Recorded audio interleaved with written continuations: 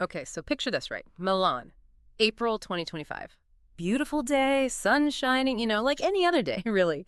But wait, hold on. Something big, something major is going down in the world of high fashion. Ah, yes. A big shakeup. You got it. We're talking about Prada acquiring Versace for a cool $1.375 billion.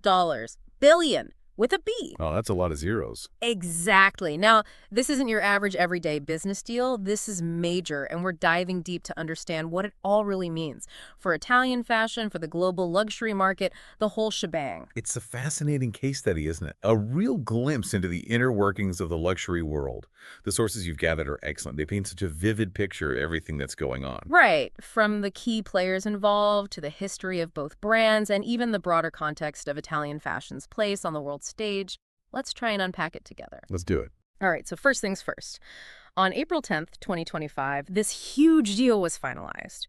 The iconic Italian fashion house Prada, led by the legendary Miuccia Prada and her partner Patrizio Bertelli, along with their newly appointed CEO, Andrea Guerra, brought Versace back under Italian ownership.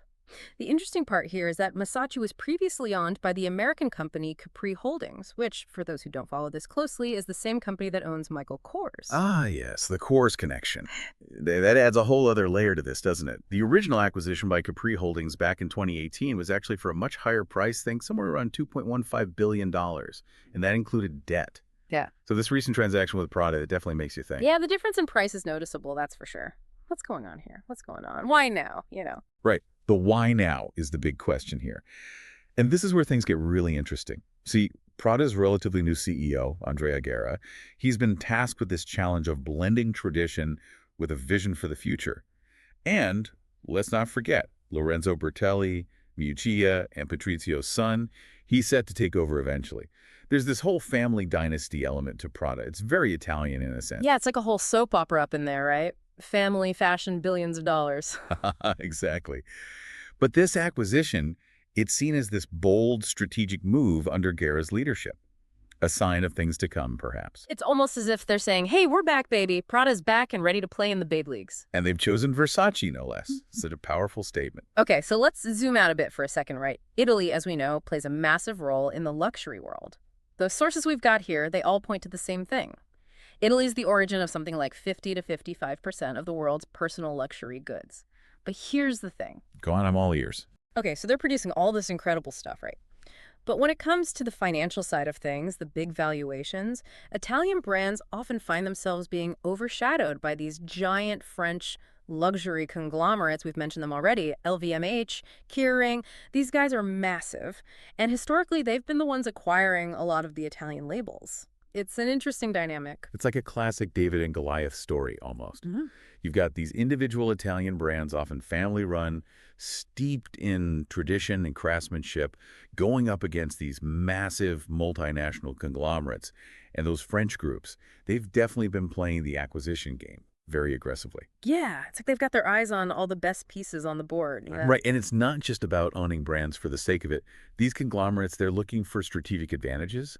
They want to control entire segments of the luxury market. It's all very, very strategic, very calculated. Yeah, absolutely. And you've got to hand it to them. They've been incredibly successful. But back to Prada. Now, they've got a pretty substantial market cap themselves, as we said. And then you've got Miu Miu, their sister brand, which has been killing it lately. Really huge growth, tapping into that younger, more playful market. But even with all that, Prada still lags behind the massive valuations of these French groups. Right, they haven't been playing the same game, so to speak. Prada, under Miuccia Prada and Patrizio Bertelli, they've always been fiercely independent. Yeah, they've had their fair share of acquisitions, like you mentioned earlier, Helmut Lang, Jill Sander, back in the early 2000s. Those were interesting attempts, but perhaps not as strategically aligned as their current move with Versace. Right, those didn't quite pan out the way they'd hoped. But this time, this feels different. This acquisition of Versace, it's like Prada's saying, all right, game on, we're stepping up. We're ready to build an Italian luxury powerhouse that can truly rival those French giants. And it makes sense, if you look at it from a historical perspective. Versace, founded by the incredible Gianni Versace and then later led by his sister Donatella, embodies this certain kind of Italian flamboyance, this unapologetic boldness. It's so quintessentially Italian, so Milanese. bringing it back under Italian ownership. And it's literally just a stone's throw from Prada's headquarters in Milan, carries a lot of weight Yeah, like symbolically. a homecoming. Right. Exactly. And then you've got Prada on the other side. They've always been this stronghold of independent Italian luxury, family-controlled, and they've resisted the wave of foreign acquisitions that swept up so many other prestigious Italian brands. This juxtaposition is fascinating. Absolutely. I mean, it really speaks to a broader point about Italian businesses, especially in the luxury sector, right? Oh, definitely. The sources you shared, they highlight this really distinct approach, this sense of familial responsibility that permeates Italian luxury. Yeah, it's like Brunello Cucinelli said, remember, at that Milano Fashion Global Summit back in October 2024. He talked about how Italian luxury businesses are often viewed as extensions of the family, legacies to be carefully nurtured and passed on through generations. It's not just about profit margins and shareholder value. It's about tradition, craftsmanship, heritage. Right, and you can see that in the way Prada has approached this acquisition. They're not just buying a brand, they're bringing a piece of Italian heritage back home. A piece of Italian heritage that was, let's not forget, almost lost to a very different kind of corporate culture.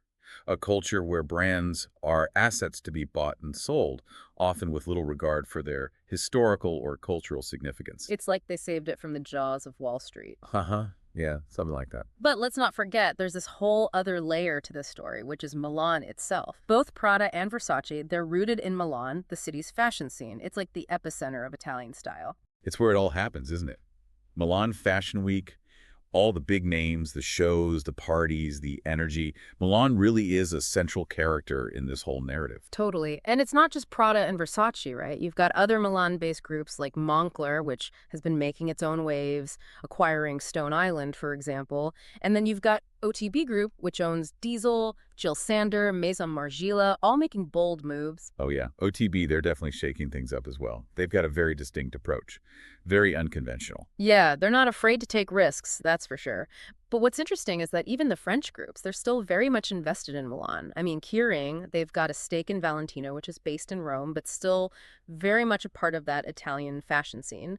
And LVMH, they're involved with Tod's, they're a Moncler shareholder. They're everywhere, aren't they? The French giants, they just keep expanding their reach. Yeah, they're like the luxury octopus.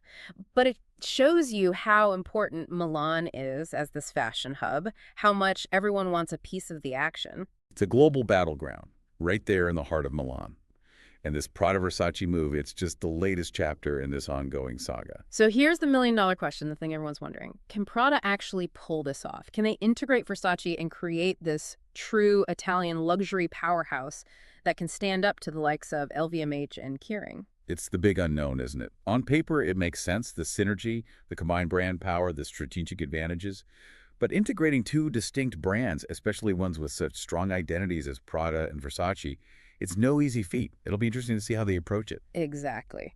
And then there's the question of what happens next. How do other big Italian brands like Armani and Dolce& Gabbana respond to this? Do they join forces? Do they stay independent? Do they get swallowed up by the French? There's a lot at stake here. It's like watching a game of chess unfold in slow motion. Each move has the potential to reshape the entire board. And the players, they're not just brands, they're families, their cities, their entire countries. It's a high-stakes game with huge cultural and economic implications. Okay, so let's bring it all home. When we take a step back and really look at this Prada-Versace deal, we're not just talking about two fashion houses joining forces. This is something much bigger. Much bigger. It's a statement of ambition, it's a reclaiming of heritage, it's a direct challenge to the dominance of French luxury conglomerates. It's about Italy saying, we're still here, we're still a force to be reckoned with. It's like a battle cry, right? Viva Italia! Haha, exactly. And for our listeners, I think understanding this whole saga, it gives you this incredible insight into how the global luxury market works, the power dynamics, the cultural nuances, the strategies at play. It's a reminder that behind those beautiful clothes and accessories, there's this whole world of business and competition, of ambition and legacy. And it's fascinating, I think, to see how those things intertwine. Absolutely. And for me, I think the big takeaway is that we're witnessing a pivotal moment in the history of Italian fashion. What Prada does next, how other Italian brands respond, it's all going to shape the future of the industry. Will we see a resurgence of Italian power in the luxury world? Or will the French reign supreme? The next few years are going to be crucial. And one thing's for sure, it's going to be a stylish showdown worth watching. And what a showdown it will be. The battle for the soul of luxury playing out on runways and in boardrooms across the globe. Stay tuned, folks. This story's far from over. That's right. And we'll be here to break it all down for you. Every glamorous step of the way. Until next time. Ciao.